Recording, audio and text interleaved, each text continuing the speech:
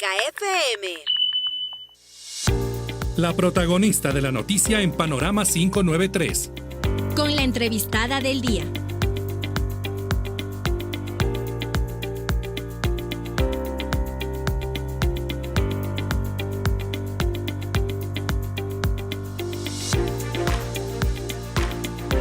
Son las 8:31. Estamos de vuelta aquí en Panorama 593. Tuvimos un interesante diálogo con el asambleísta Mario Zambrano y seguimos con los diálogos aquí en su programa por Pública FM. Ahora tenemos con nosotros, está aquí en la cabina, la ministra de Trabajo, Ivonne Núñez, con quien dialogaremos sobre un tema importante que ha despertado no solo el interés, sino también el cierto debate dentro de la ciudadanía. Y tiene que ver con una de las preguntas enviadas por el presidente Daniel Noboa la semana pasada, que se prevé estén dentro de la consulta popular de este diciembre próximo, y es el trabajo por horas específicamente en el sector turístico.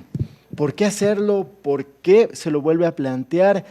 Señora ministra, buenos días, gracias por acompañarnos esta mañana aquí en Pública FM. El micrófono es suyo para poder hablar sobre este tema que de interés para la ciudadanía. Muy buenos días y muchas gracias por esta cordial invitación. Quiero aquí empezar señalando lo siguiente: el trabajo es un derecho y es fuente de realización, y el Estado como tal está en la obligación de incentivar el trabajo digno. Así está concebido el trabajo en la Constitución de la República, pero de igual manera los organismos internacionales, sobre todo la Organización Internacional del Trabajo, señala que siempre será una tarea permanente del Estado fomentar el trabajo. El trabajo por horas no es ilegal.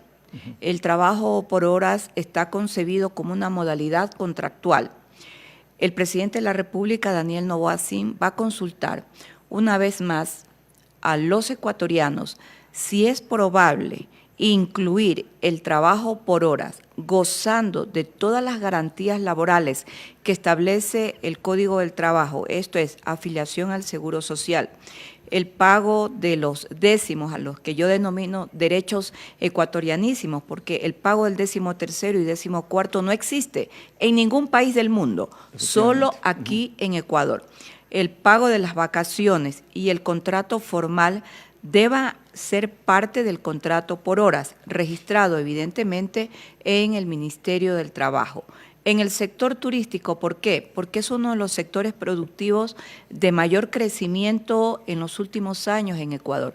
No solo tenemos crecimiento interno, que ha sido fomentado con la ley que se conoce de los feriados, sino que también tenemos crecimiento interno por la migración turística que viene del extranjero. Usted puede presenciar diariamente en los aeropuertos del Ecuador el tráfico de los extranjeros para visitar Islas Galápagos, visitar las regiones principales y provincias que tienen un alto impacto turístico en la sierra y también el turismo en el oriente. Además, hemos hecho el análisis de las universidades que tienen facultades donde se conoce y se aprende para ser operador turístico.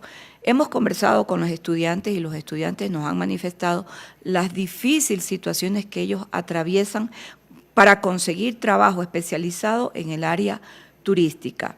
De igual manera, el turismo se desarrolla en una fase muy importante que es la fase de la gastronomía. También tenemos turismo gastronómico. Hemos conversado con el sector turístico y aproximadamente la proyección de entrega de estos espacios laborales por contrato por horas sería de 30.000 personas que entrarían de manera directa a operar mediante esta modalidad contractual. Señora ministra, ¿qué se espera con esta pregunta? ¿Qué se espera sobre todo a favor, como usted mencionaba, de los estudiantes que están preparándose en el sector turístico, si se llega a aprobar el trabajo por hora? Darle la oportunidad a quienes no han tenido la oportunidad laboral. Para nosotros esto es muy importante. En Ecuador se ha hablado en los últimos años de la inclusión social, pero no se ha hablado de las oportunidades.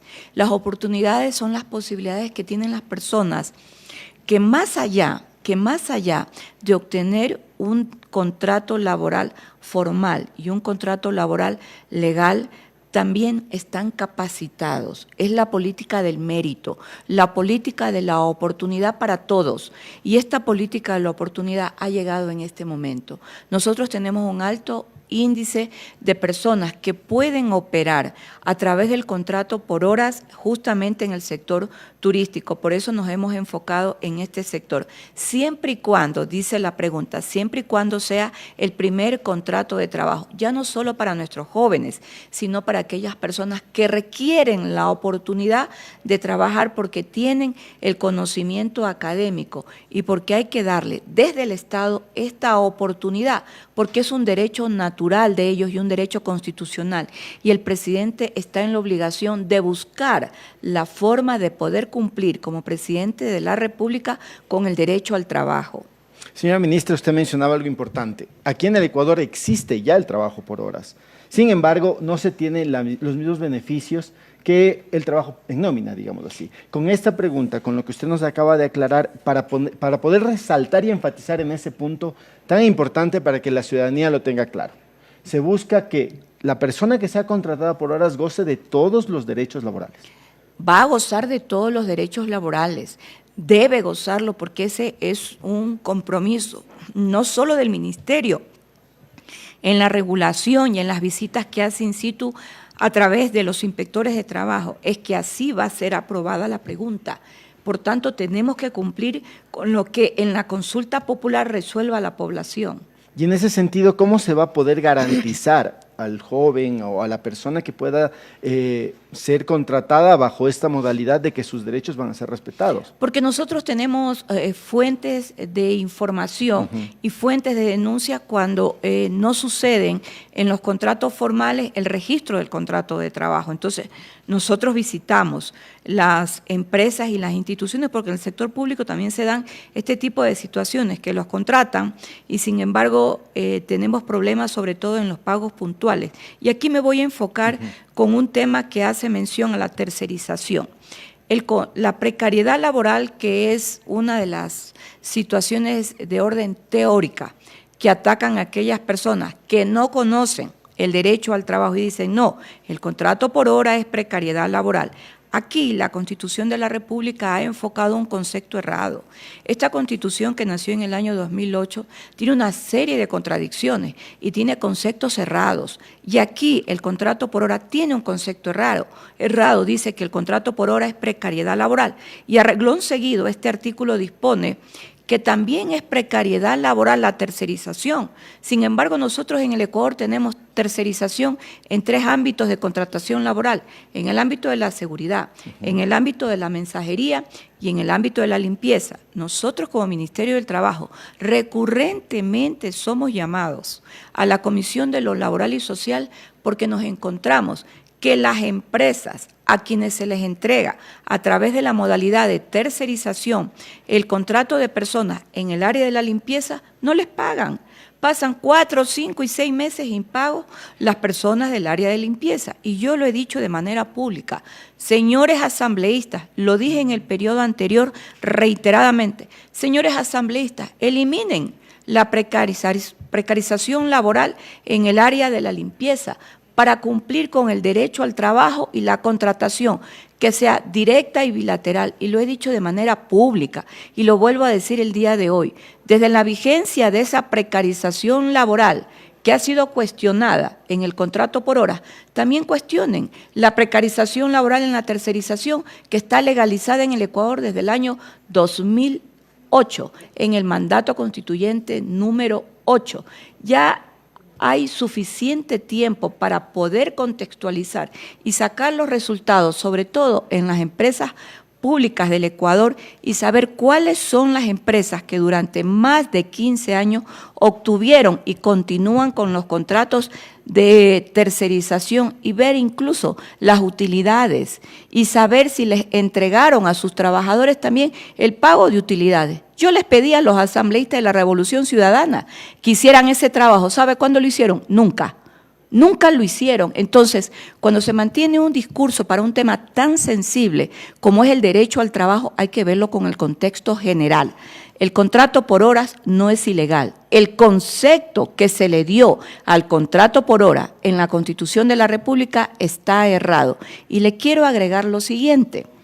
Nosotros que trabajamos con derecho comparado, es decir, qué es lo que sucede con otros países donde existe contrato laboral. En España les tocó bastante tiempo poder llegar a la contratación por horas y justamente una de las razones que mayor puja tenía era el concepto de la precariedad. Hoy en España, cuando se habla de precarización laboral, incluso uno de los elementos que se analiza para evitar la precariedad laboral es justamente los temas de salud mental. No va a existir precariedad laboral y no existe precariedad laboral cuando se cumple con todas las normativas legales a favor del trabajador. Si yo tengo un trabajador que tiene afiliación al Seguro Social, no hay precariedad laboral. Si se le pagan todas las obligaciones que establece el artículo 42 del Código del Trabajo, el artículo 111, el artículo 113, si se goza de las vacaciones que está a partir del artículo 69 del Código del Trabajo, no va a existir precariedad laboral. Lo que tenemos que ser y entender que en el Ecuador hay muchas personas que requieren trabajar por horas. Yo creo que usted es una de las personas que trabaja por horas. Y yo también trabajo por horas cuando me toca dar clases en las universidades en horas de la noche. Trabajo por horas. 8 de la mañana con 42 minutos, una hora menos en las Islas Galápagos. Dialogamos con la ministra del Trabajo, Ivonne Núñez, sobre esta pregunta y esta situación que ha planteado el presidente Daniel Noboa de permitir el trabajo por horas en el sector turístico. Señora ministra, usted acaba de topar un punto muy importante. Existe, de cierto modo, cierto desconocimiento sobre cuál es el beneficio, cuál es la forma o cuál es el esquema que se va a ejecutar para que el trabajo por horas no precarice, no vulnere derechos, sino más bien sea una oportunidad para, sobre todo los jóvenes que están estudiando. ¿Cómo desde el Ministerio de Trabajo, desde el gobierno, poderle dar esa herramienta clara al ciudadano común para que el día de la consulta vaya totalmente claro? Y decir, no, sí nos favorece. Mire, yo creo que debemos tener una lectura muy concreta de lo que sucedió en la consulta anterior. Y aquí me voy a quedar en lo siguiente.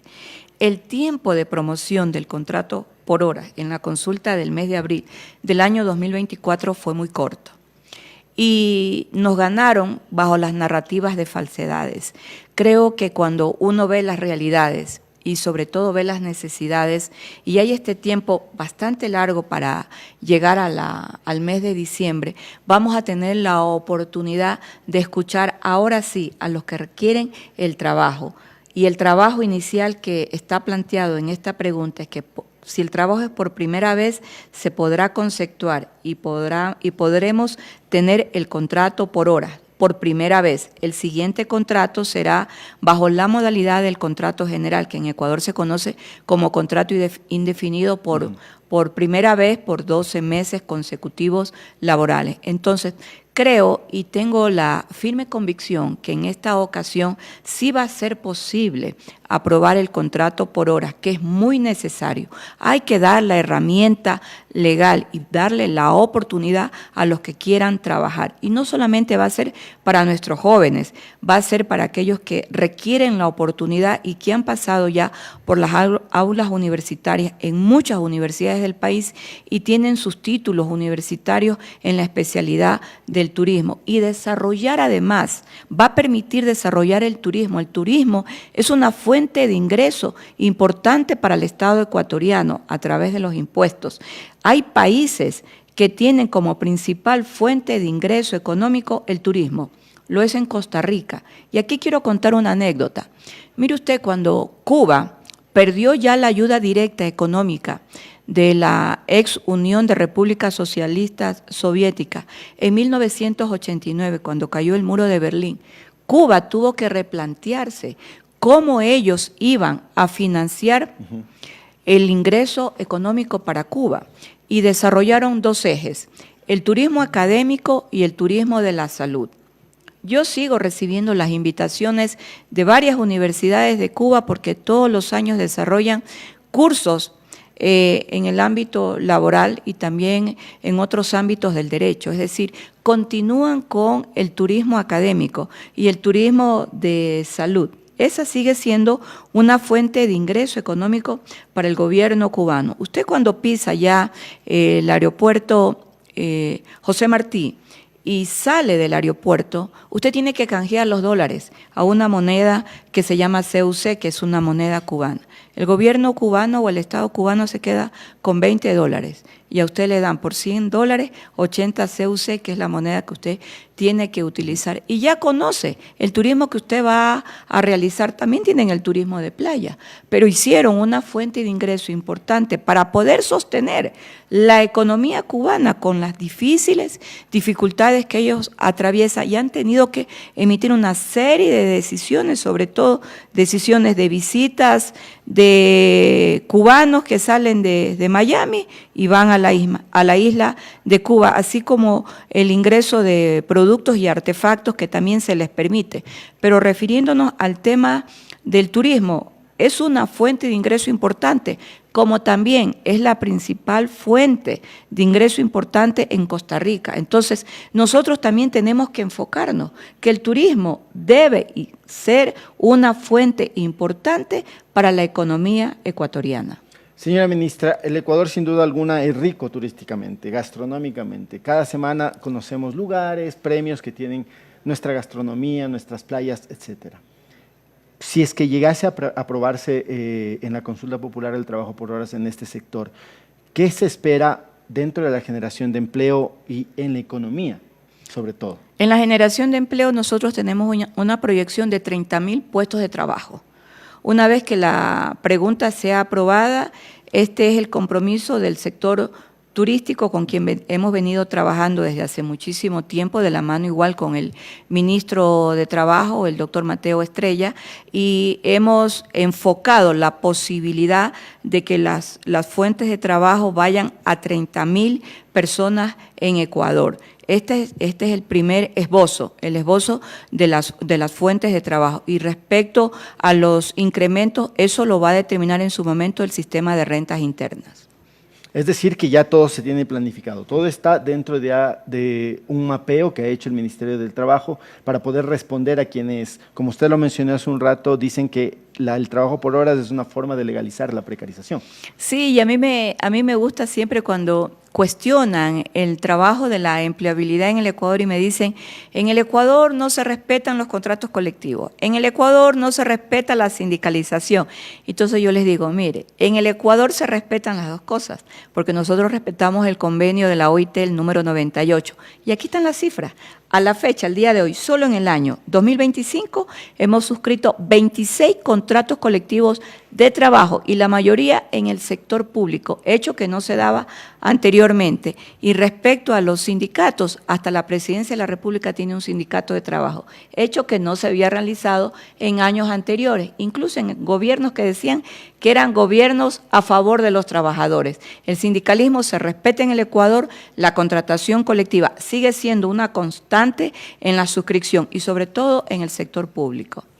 8 de la mañana con 49 minutos, dialogamos con la ministra del Trabajo, Ivonne Núñez, quien nos está abriendo el abanico de todas las posibilidades que existen en caso de que se apruebe la pregunta 5 de la consulta popular, que tiene que ver con el trabajo por horas en el sector turístico. Señora ministra, no quiero quedarme con este tema pendiente, hemos hablado ya de este tema, creo que como usted dice, lo seguirán aclarando, tenemos de aquí hasta diciembre tiempo suficiente para poder desmenuzar la pregunta. Sin embargo, otro tema que ha quedado, que ha generado noticia tiene que ver con la fusión de los ministerios.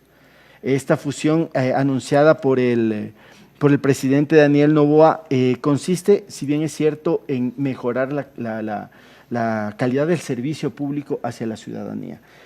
¿Cómo se va a realizar para que quienes trabajan en los diferentes ministerios que se fusionarán no sientan que solo perdieron su trabajo? ¿O cómo se realizará este proceso? El proceso de fusión ya está en marcha, lo están realizando los distintos ministerios. En el caso del Ministerio de Educación, ellos iniciaron ya sendas conversaciones y ver la reestructuración administrativa que va a requerir el Ministerio de Educación, porque se tienen que sumar allí las actividades del Ministerio del Deporte, las actividades del Ministerio de Cultura y las actividades del CENESID. ¿En qué momento el Ministerio del Trabajo va a intervenir en la fase de fusión? Porque la líder del proceso de fusión es la Secretaría General de la Administración Pública, que está a cargo de la economista Cynthia Yeliber. Cada ministerio goza de una normativa técnica jurídica que se conoce como estatuto y también de un manual de puesto. Se tendrá que hacer la respectiva reforma al estatuto para la estructura administrativa. Probablemente aquí va enfocada su pregunta. Si yo tengo dos, en este caso tengo 4 personas que están enfocadas en el trabajo de la asesoría jurídica a través del departamento jurídico. Digo que tengo 4 porque tengo que mencionar el que se encuentra en el Ministerio de Educación y los 3 restantes, tanto en el Ministerio de Cultura como en el Ministerio del Deporte, más la CENESID, tiene que haber exclusivamente un solo departamento jurídico. Es probable que aquí se vayan a dar responsabilidades a quienes integran el departamento jurídico del Ministerio de Educación. Una persona dedicada para lo que es la ley exclusiva del deporte, ver la conformación de los clubes de alto rendimiento, de los clubes formativos. En el área de cultura también de igual manera cómo van los convenios, el cumplimiento de los convenios suscritos a nivel nacional, de los convenios suscritos a nivel internacional y el cumplimiento de la ley de cultura. De igual manera para el caso de CENESID. Entonces, en esta parte nos encontramos ya, pero la líder del proceso, quien lidera esta primera fase, es la Secretaría General de la Administración Pública. El Ministerio del Trabajo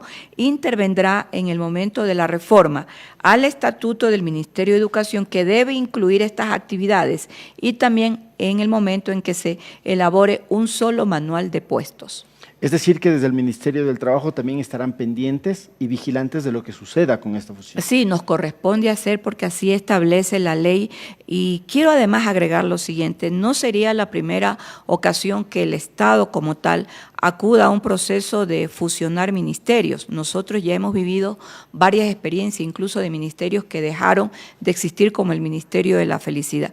Lo importante es cumplir con una meta que está en el Plan Nacional de Desarrollo del presidente Daniel Noboa y que fue aprobada por el seno legislativo. Esta parte fundamental del Plan Nacional de Desarrollo en lo relacionado a la atención pública y a la creación de los ministerios y funcionamientos de los mismos se refiere a la eficiencia administrativa. Eficiencia administrativa que no solo va enfocada al personal, es decir, a los servidores públicos y a los obreros que trabajan en las instituciones del Estado, sino que también va enfocada al buen uso del recurso económico y del recurso tecnológico que integran la gran pirámide de la eficiencia administrativa. Señora ministra, todo lo que se busca con estas acciones son para el bien de la ciudadanía.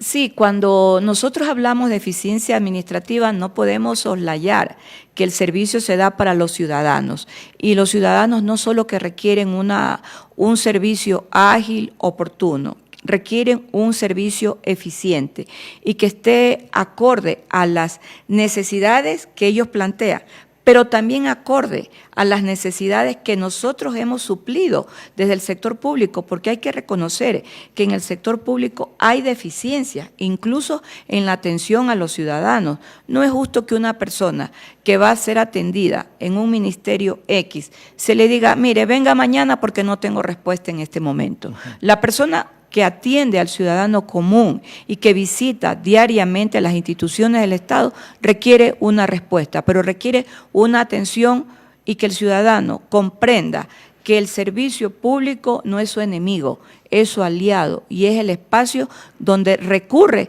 para atender la atención que requiere.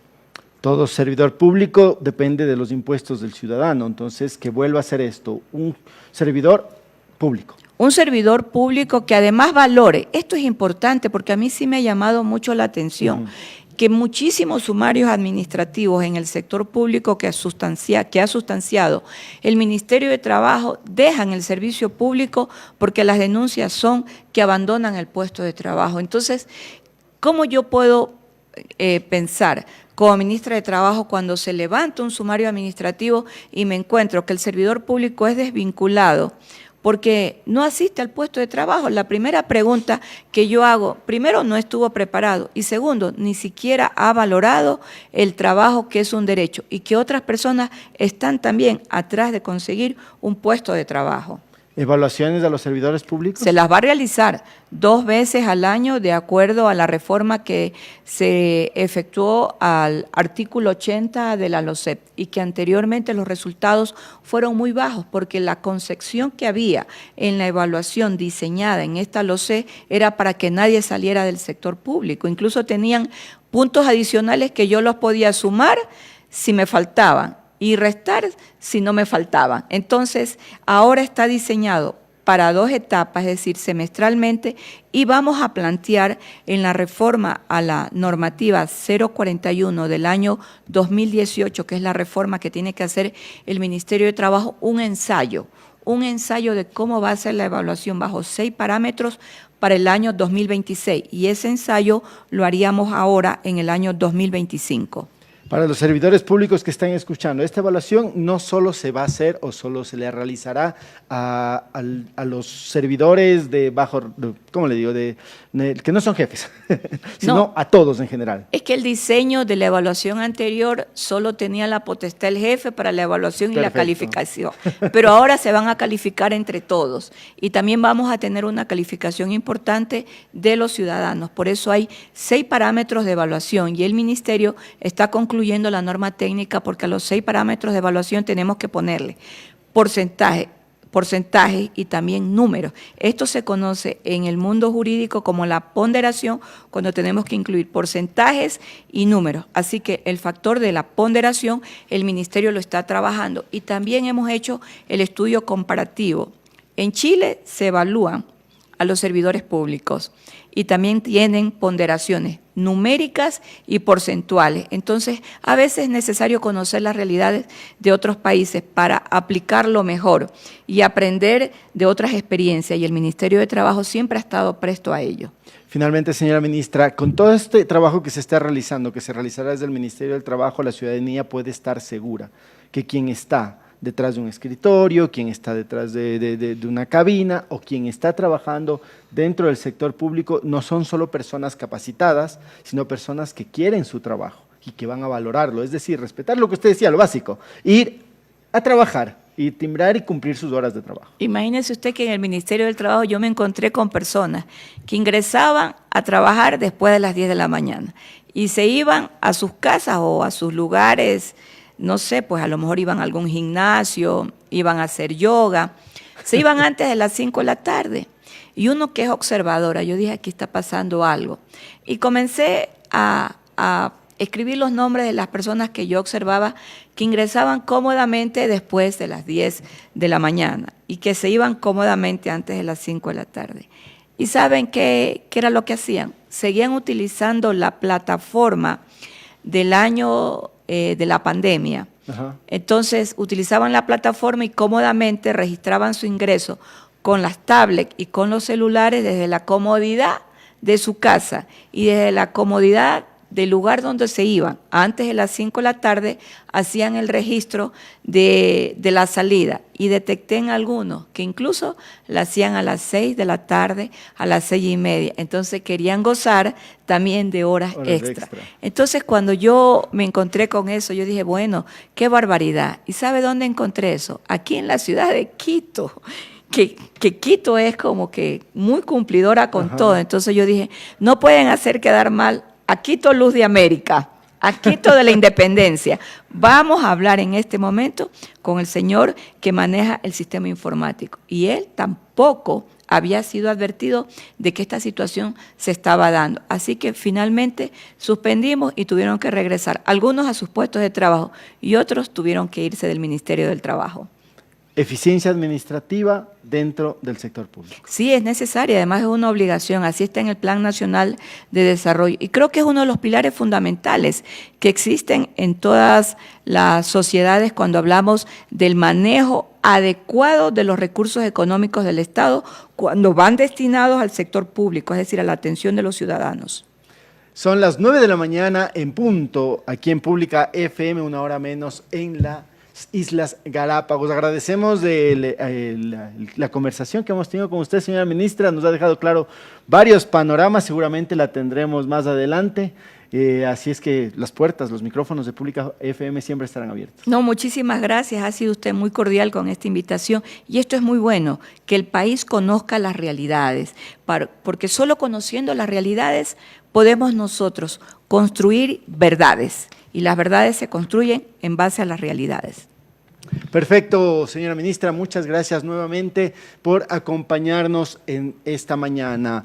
Tenemos algo que decirle a ustedes que nos están escuchando en todo el país. Tú ya elegiste conectarte mejor. Elige CNT Internet Fijo, el único con compartición 1:1. Tu internet solo tuyo en cada fibra desde $12.70 más impuestos por 8 meses. CNT Ecuador, elige tu futuro. Momento de el diálogo que tendremos con el ECU 911.